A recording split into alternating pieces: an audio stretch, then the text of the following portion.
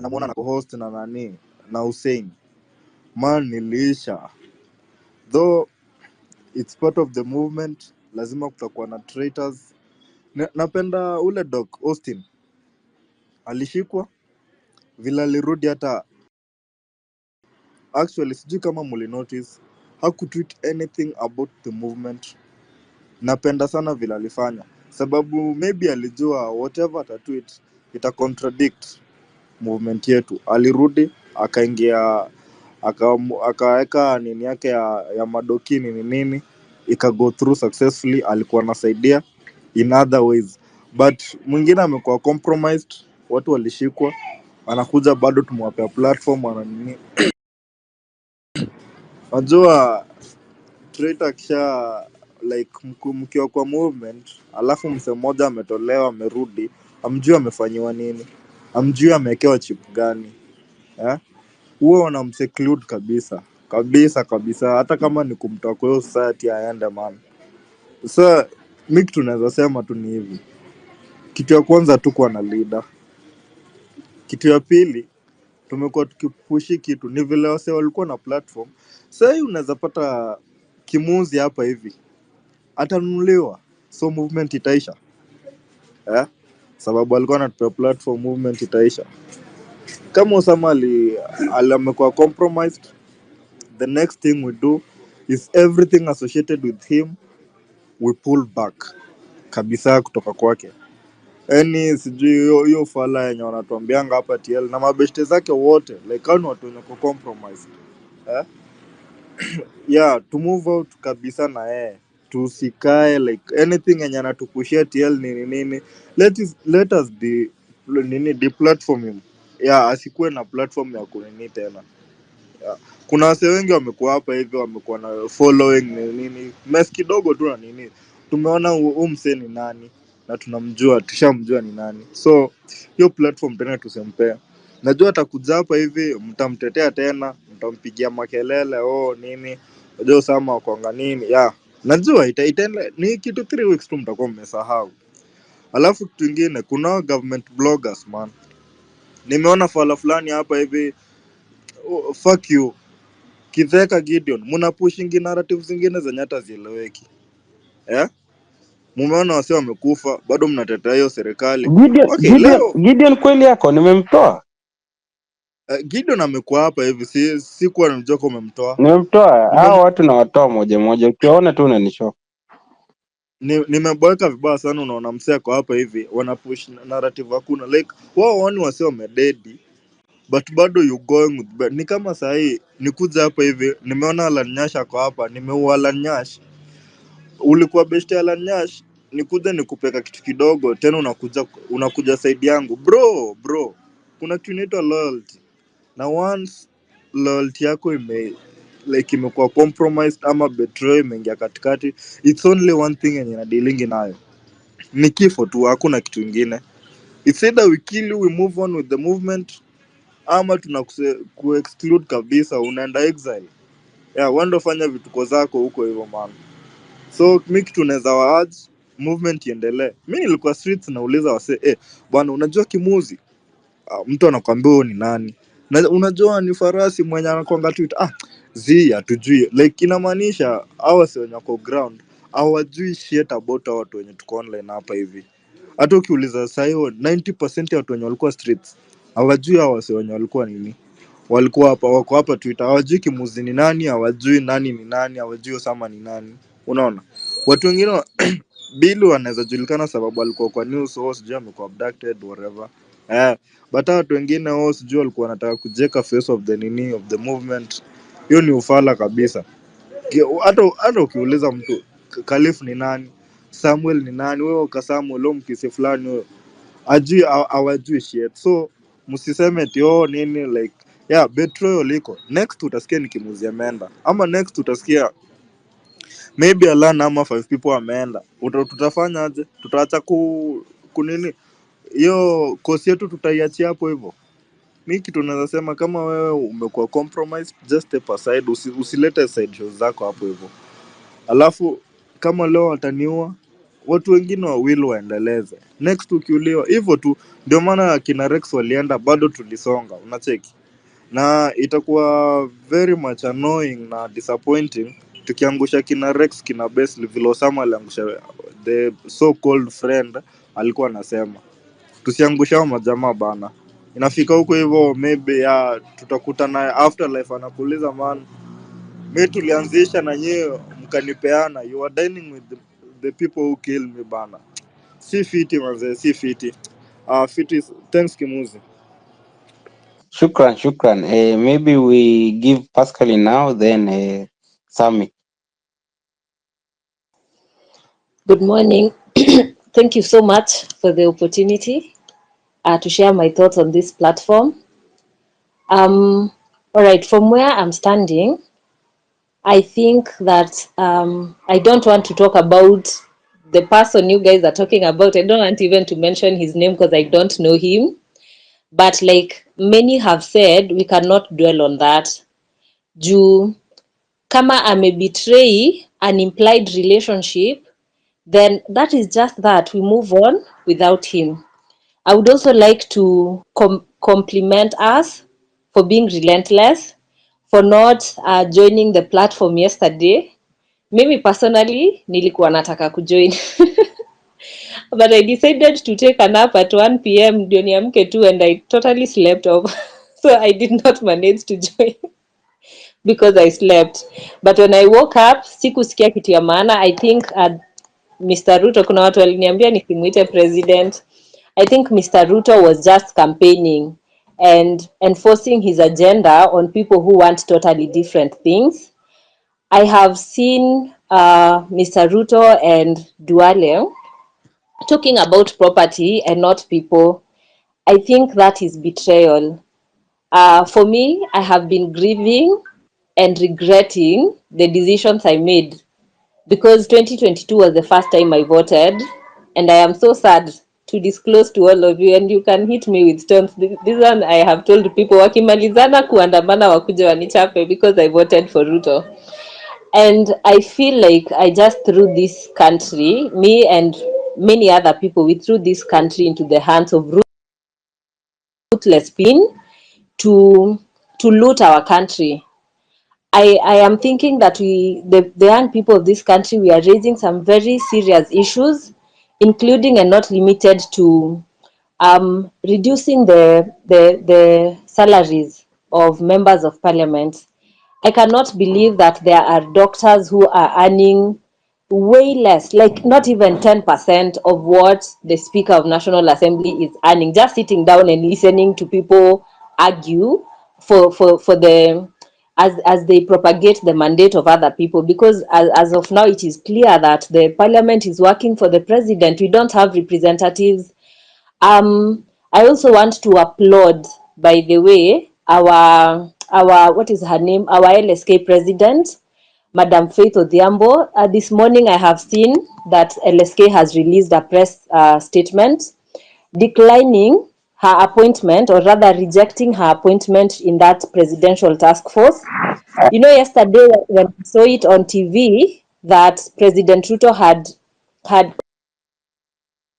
appointed Faith as part of the task force, I said, oh my God, I hope Faith is not going to be neutralized, because there is that saying that keep your enemies close. So I was thinking, because she has been on the front line fighting for the rights of people, and even in our LSK emails, we are receiving emails to be available to offer pro bono services to victims of protest arrests. So I was just afraid that the president now wants to bring her to her side, because you cannot really talk ill or call to account the person you are working for. So when I saw that newsletter press statement this morning, I was so happy.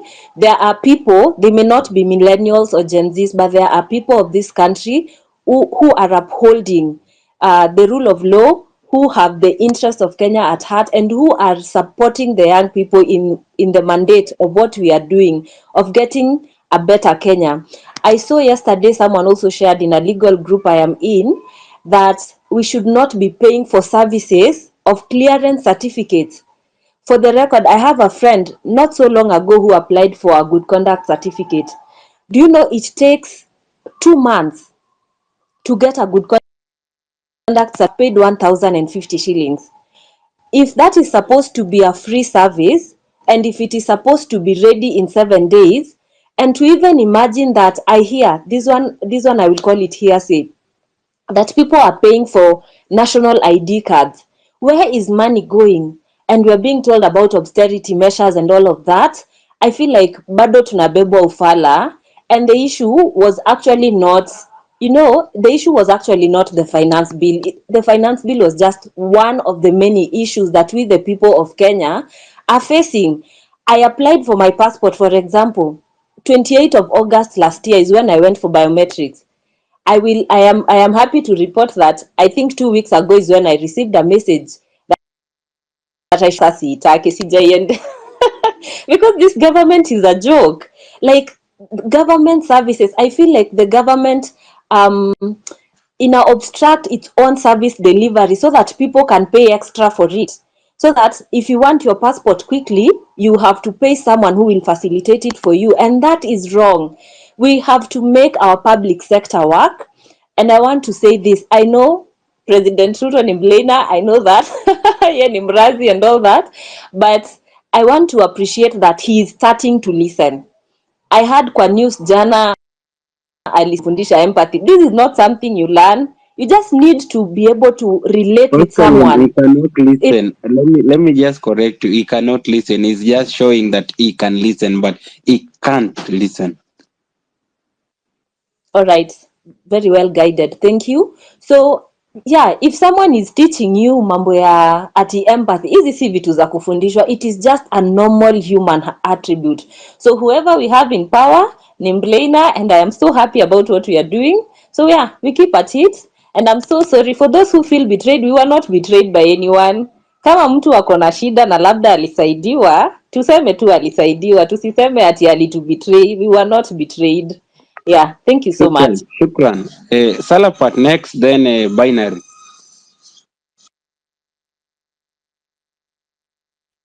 Wadau, can you hear me? Yeah, so one thing mi nataka kusema ni let's not dwell on betrayal, not betrayal, or alituacha. That's not important at this point. When you go to a battlefield, always expect some people will fall off. We might be 1 million, we never end up 1 million by the time we win the battle. So it's okay. It's okay for people to fall out. It's okay for people to leave us. It's okay for people to deviate. But let's stay focused. For instance, kila mtu hapa tunakujanga kwa spaces every other day. Kama sa leo, since jana, everyone is coming and saying, oh, president akusema hii, oh, president didn't do this. But one thing I'm still shocked till now is the president has 6.5 million followers. Who are those people? Kauko kwa hii space na bado una follow Prezo. What are you doing? I think that is where we should start from. Tukisema like, for now, let's all go and unfollow the president. For instance, on Twitter, on maybe Instagram, on let's say even the state corporations, just unfollow. I'm sure you'll still get information. We don't have to give him, let him feel at your Cold War. Unacheki. So I think my main point here was, let's not dwell so much on betrayal. Let's know we have numbers. Numbers are key. Some people will die, some people will fall off, some people will betray, some people will be bought. It's normal. No, there's no win that normally ends with the same start you started. The finish will be different. So my point here is, let's unite, let's move on. The key thing is, what are we doing next? Na mimi niko na hasira na wase bado wana follow President William Ruto saizi kwa Twitter. Why are you following him? Yeye tunakuja hapa kutuambia hakusema hii, na wewe unamfollow aje? Actually nilimwanfollow last week. Exactly. Kila mtu kwa hii space, just go and unfollow that person. Let's run a hashtag to unfollow the president. As simple as that.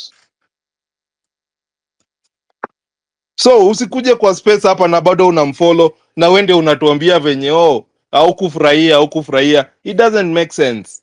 Let's fight on. Thanks Kimuzi bana. Peace. Habari ya leo. Kimuzi, kwanza I want to appreciate you for giving me the mic. It's my first time kuongea kwa hizi spaces manzi. So kitu ya kwanza, mimi personally I don't feel betrayed by Osama Otero or anyone else because si kwenda hizo maandamano juu ya Osama amesema ama juu ya Osama amefume ama juu ya space. No. Ilienda huko juu nafinywa na serikali na vitu kaa hizo. You understand?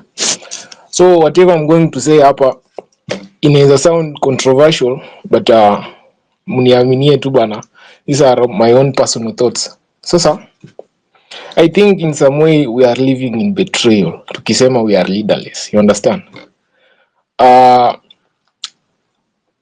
We have leaders but the kind of leadership we have sio centralized. You understand? Tuko spread.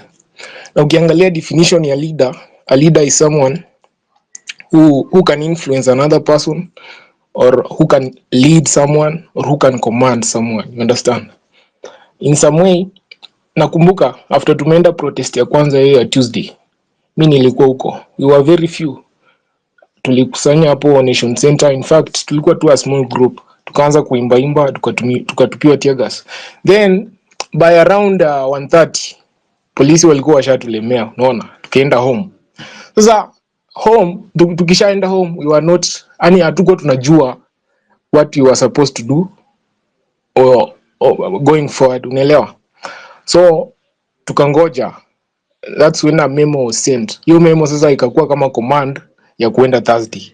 Sasa tukamobilizeana ndio tukaenda. Sasa in some way tuko na leaders but this leadership is not centralized kwa msemo mmoja, unaelewa? So if we continue saying that we are leaderless, at some point I will say watatuchagulia leader mwenye hatutaki. So I find it safer if we can be able to choose our own leader. I want to give you a case study. Case study ni hawa si wa Maumau. Hawa Maumau nimesikia watu wengi wakisema walikuwa leaderless but hawakuwa leaderless. Vile tu leadership yao ilikuwa decentralized. Such that msemo mmoja ako Nyandarua, mwingine Nakuru, mwingine ako Kiambu. So in those battalions za Kiambu, Nyandarua, they had leaders hawa wadogo na walikuwa in charge ya ku call shots on what to do and not what and something not to do. Another thing yenye naona tunakosa hapa ni a common goal. Unaelewa?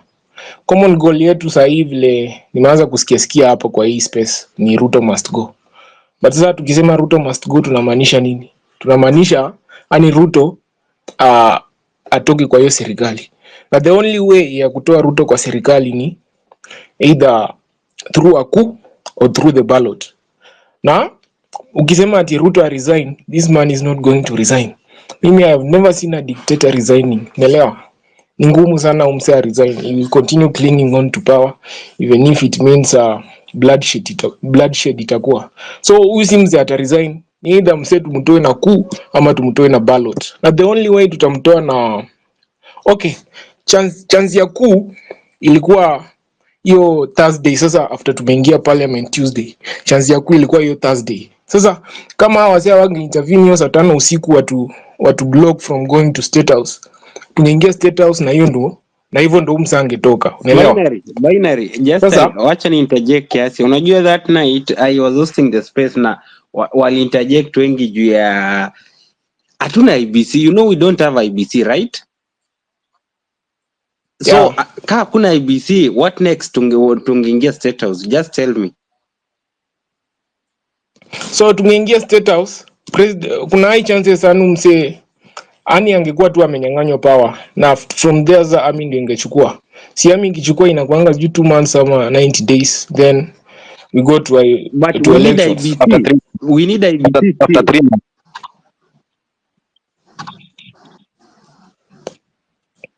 Ninashuku IBC sasa ingekuwa constituted after hapo sasa na army.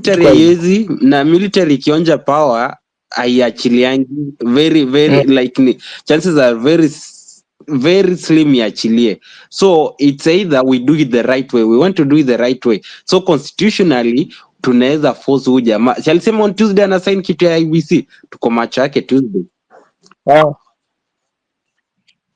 Sawa. Constitutionally sasa njia nyingine sasa ya kumtoa ni hiyo ballot.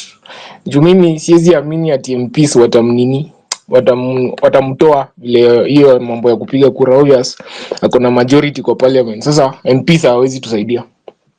The only option hapa ni ballot. Na sitaki tukitoa huu mse tunaweka hapo mtu kama Raila ama tunaweka hapo any other politician who exists sahi. Inafaa tukienda tuweke hapo mse mwenye ajai kuwa politician before. Unajua hao politicians kuna wengine wenyewe wako willing kutufanyia kazi, yani kufanya kitu yenye iko right, but sasa wanaishi na blackmails. Unaelewa? Mse kama Ruto hawezi fanya kitu correct, hawezi futa Murkomen, hawezi futa au mabeshte wake juu au mabeshte wake wanajua vitu mingi kumuhusu. Sasa wanamblackmail, akiwafuta kuna vile watamwanika na hiyo kitu inaweza mtoa kwa paa. Unaelewa? So what we need at the end of the day, yani inafaa tuangalie long term. Sisemi sahi, but in future inafaa tukue na a leader. In fact, ukiangalia demographics, sisi kama youth ndio wengi. So we can say tuko na numbers. Unaelewa? So in fact tukitafuta msee mwenye tutapigia kura, one of us mwenye hajai kuwa politician before, obvious, one of us tumpigie kura sisi kama watu wote, kama youth hiyo vyote. Unajua kitu hata nimeona funds za campaign haziwezi tushinda. Juu kama watu wali raise 15 million in a few hours ku cater for wase waliumia na wase walikufa during that time, hatuwezi shindwa ku raise do ya campaign sisi wenyewe. So we need someone mwenye tunaangalia long term. Tunataka kutoa Ruto, tutaweka nani? Unaelewa? We have to change, then tuweke mse wetu. Another thing ni mambo ya ID, kulipia ID. Hawa se uko home ama hata mimi, hata ma comrades wengi, mse hawezi acha kuenda kukula chapati na maragwe juu aenda ati alipia ID, apewa ID. Sasa in fact watu watakuwa na opt wasikuwe na ID. At the end of the day tunafika 2027, many youths hawana ID. Sasa ukiangalia watu wako form 4 ni watu kaa 1 million, form 1 million. Sasa watu wako high school ni kaa 4 million. Hao ni wase wenye wote hawana ID. Na kuna high chances hii kitu ya kulipia ID kiendelea kukua, ikifika 2027 watu at least 4 million hawatakuwa na ID juu hawezi afford ID. Unaelewa? So at the end of the day unagundua umse pia ametufinya hapo, ndio afinye demographics zetu hapo. So while at it we should try to raise that issue. So tuko na option mbili hapa, either aku or the ballot. And the ballot we will need a party or we will need a leader mwenye tutasimamisha huko na tumpe kura. Sisemi hiyo kitu lazima ikuwe sahihi. It can take time. In fact we should have a criteria ya kuchagua na binary. Yeah. So kitu nasema inafaa tukuwe na criteria ya kuchagua leader. Na tukishachagua huyu leader, in fact huyu leader hafai kukuwa na any form of personal life. In fact inafaa tukuwe na hao ma tech bros wameinstall spywares kwa simu zake zote. Tunajua kwenye anaishi. Ani we spy him like ani anakuwa public property in some way. Wewe mtu random unaweza mpigia simu anytime umuulize wewe msee uko wapi. Ama kwa hiyo spy yake, kwa hiyo spy system yetu tunaweza angalia phone ya msee ameongea na nani. Hata in fact kamera yake ya simu inakuwa on all the time, tunajua ako wapi. Simu yake ikikaa more than 30 minutes kama hajaonekana, tunajua ameenda kutuuza. Yaani kitu tunajaribu kusema tukue na system yenye tunaweza criteria ya kuchagua leader, then system ya kucontrol umse. Juu hii mambo ya privacy bana nikaa inatuuza in some way. Alafu kitu ya mwisho, wewe kama uko kwa hii movement usijaribu kuamini anyone. Hata mimi usiamini Kimuzi, usiamini anyone at all. Hiyo trust pia inaweza kuumiza, inaweza kuhata at the end of the day. Sasa kuna watu wenye walikuwa wameamini Otero. Hao wase kuna high chances sasa hiyo wana feel low, wana feel beaten na hawako willing kuendelea na hii movement juu wamekuwa betrayed na mse walikuwa wanaamini sana. Elewa? Kuna wenye walikuwa wanaenda hiyo maandamano juu Otero amepost ama juu Otero. In fact niliona mse kwa WhatsApp ali screenshot hiyo space ya Ruto na akasema kama Osama ako hapa najua mambo iko sawa, na ni msee yani alikuwa against the government. Sasa unaona nikao Otero alienda na yeye kwa space, alimuinfluence akampeleka kwa space. So tuache kudeny hiyo issue yenye hatuna leaders, tuko na leaders but the power is not centralized. Thank you so much. Hiyo tu. Gerald, then trust no one or trust no one. Then KB. Oh, hello guys, hope mnanisikia. Nakusikia. Okay. Thank you for the chance, Kimuzi. I want to say the purpose for this space right now. Never forget, no retreat, no surrender. Mahali tumefika saizi, it is a win situation and is only going to get bigger. All I can say is mahali tumefika. This shit is bigger than Twitter. It is bigger than us right now. We cannot relent. Even the politicians, they have to change their tactics. The best we can do right now, educate our parents. Mimi si Gen Z, imenipita by like 2 years or something, lakini kila mtu ako kwa ground. We have been able to channel our voices. Mali imefika, awa kisijui Otero, sijui nani, no, hizo ziko. But there are big fish in a small pond. Big fish in a small pond. It is bigger than us. And we cannot relent. And wenye wamechukuliwa sijui nini, the politicians, they keep us poor so that we can be easily gullible. From here ni meritocracy more than kakitocracy. So sorry for the lives that have been lost, but let us look at the bigger picture. The bigger picture, we are not relenting. Nimekuwa nikiwasikiza and I like what everyone has said. And the bigger picture, Mr. Ongea mingi, tushafika mahali and we have done more than everyone that has fought before us. The advantage that we have right now ni technology. We do not need the big media, Citizens, NTV, we have our phones, we have TikTok, we have Twitter, we have all these medium. Sisi tutakuwa tukionyeshana whatever is happening in real time, and they're afraid. Mali tumefika, they're afraid. Who knew that influencers hawangekuwa wananunuliwa tu for gigs and all that? The government will be going for the influencers. There are people who fought before us, and this is a continuation of the journey. No retreat, no surrender. Shukran. Trust no one. Then KB.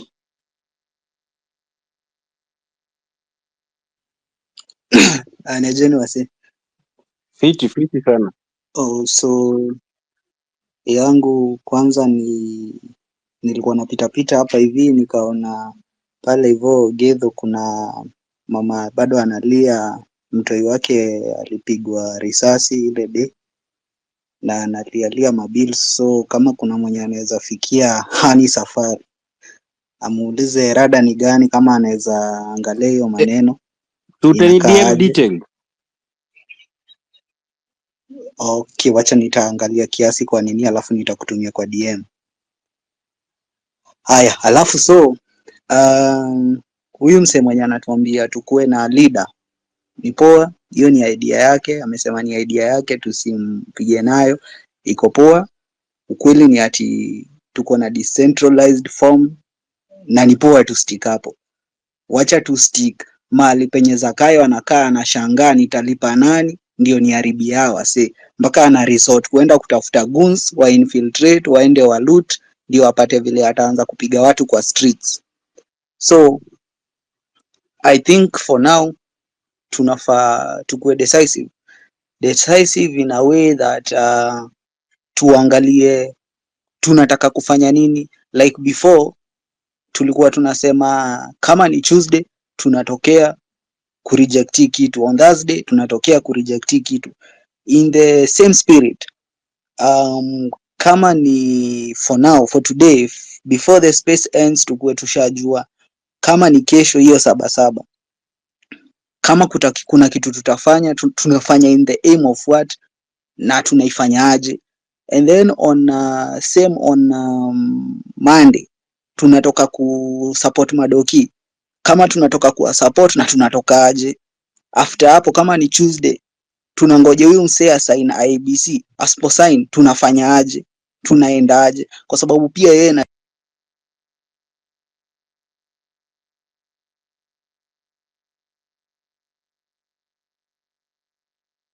Trust no one. Nika speaker yako inapotea.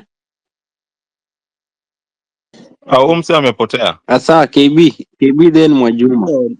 okay. So ni aje wase. I hope I'm audible.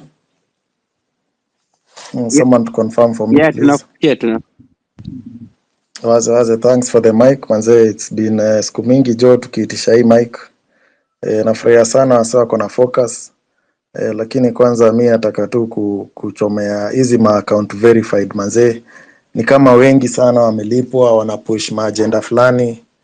Mnakaa hapo kulia ati nini betrayal.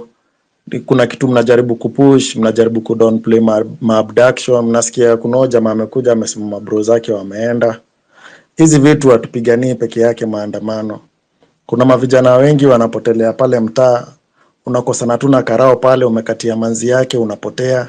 Hiyo ndio upuzi hatutaki, tunataka iishe. Kuna vitu zilifanyika, kuna zile zilikuwa za ukweli, kuna zile zilikuwa za uongo. But waache kudownplay hizi vitu. Ujue ukipost hapo hivyo una post feelings. But kuna crowd unakari.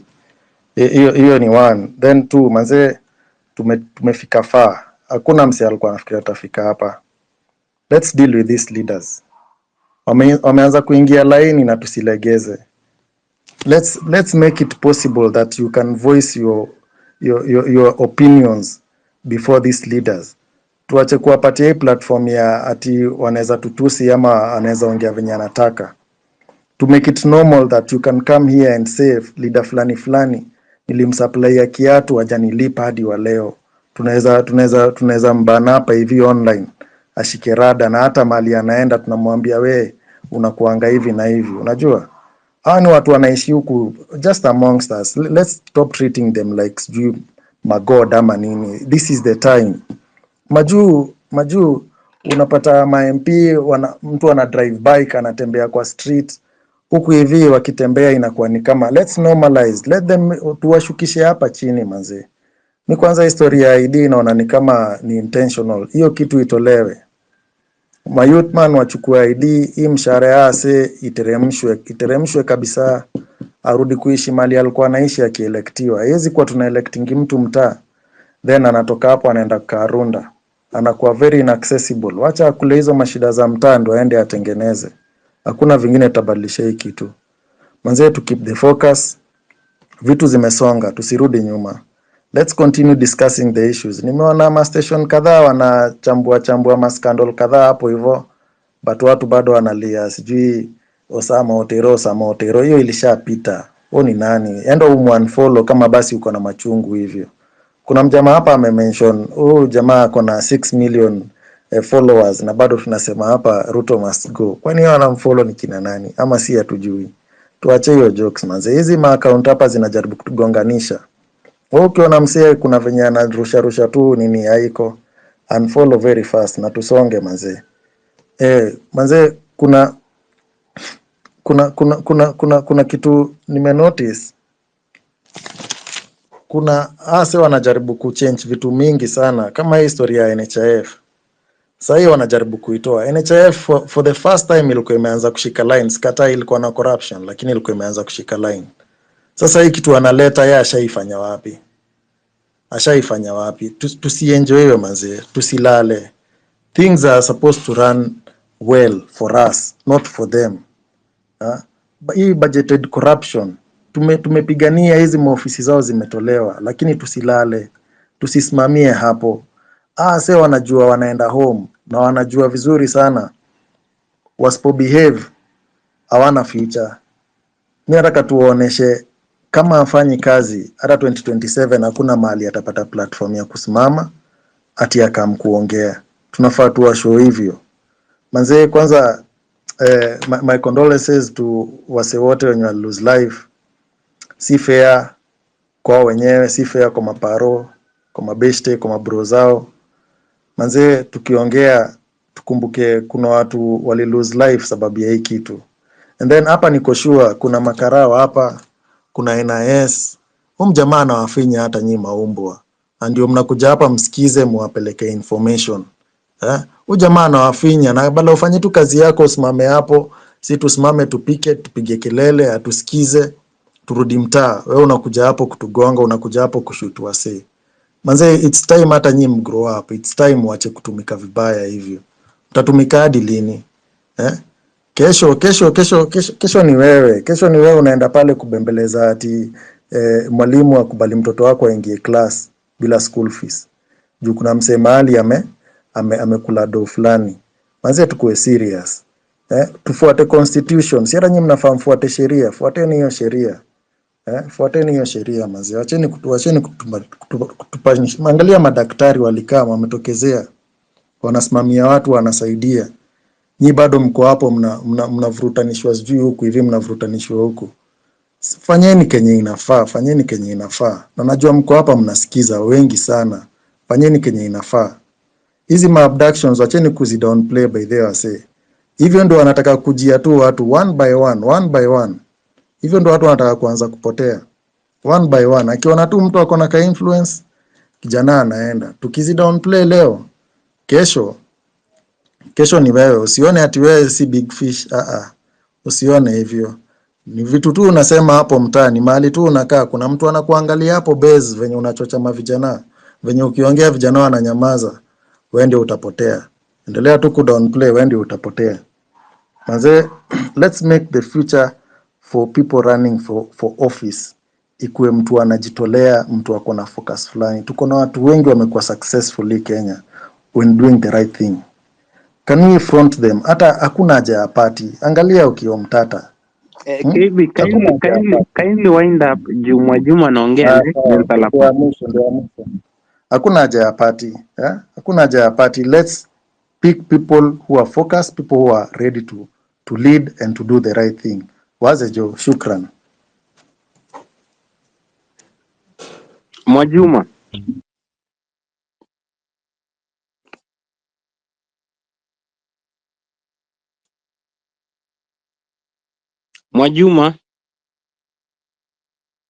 Salapat, naona umeinua mkono. Sawa wadau. Since Mwajuma bado ana load, niko tu na point yangu ya mwisho na nipeane mic. Najua wase wengi sana wanataka kupeana conversation. Na hizi voices ndio, they are very important to this space. So, kitu ya mwisho is just an opinion, or rather, just responding to someone who said let's try and educate our parents. For me, let me tell you one thing. Kitu moja ina happen saa hizi, maparo wetu ndio wase tena watu fulani mbwakni sana. Juu in this struggle, ukiangalia mimi sijui wa politicians upea nini wazazi wetu, cause kuna hata wase, if you remember during the last elections, do you know there are people who even voted cause mzazi alisema vote this direction, which means you're not exercising your own initiative, like your own power to vote. Kuna wale watu wenye wako swayed sana maparo. Na maparo, if you want to educate them that now, sasa ati umekaa chini na mzazi, hii ndio kitu hawaelewi. Au wote first of all, ni watu waoga. Sijai ona in fact wase waoga ka wazazi wetu at this point.